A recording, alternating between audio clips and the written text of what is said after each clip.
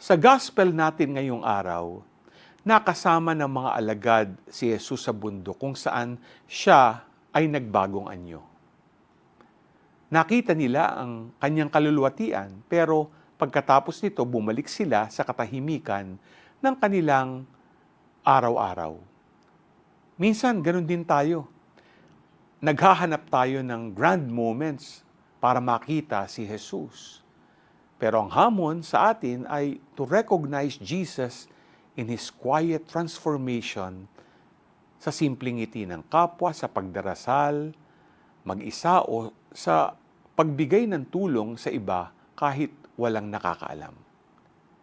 Dahil ang tunay na pagbabago ay hindi lang sa malalaking miracles, kundi sa maliit na sandali kung saan lumilitaw ang liwanag ng Diyos. Kaya huwag tayong matakot tumingin sa tahimik na sandali ng ating buhay dahil doon natin mahuhuli ang glimpse of God's glory.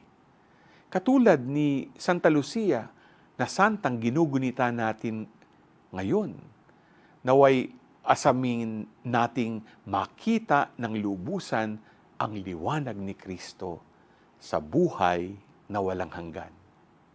G ka ba?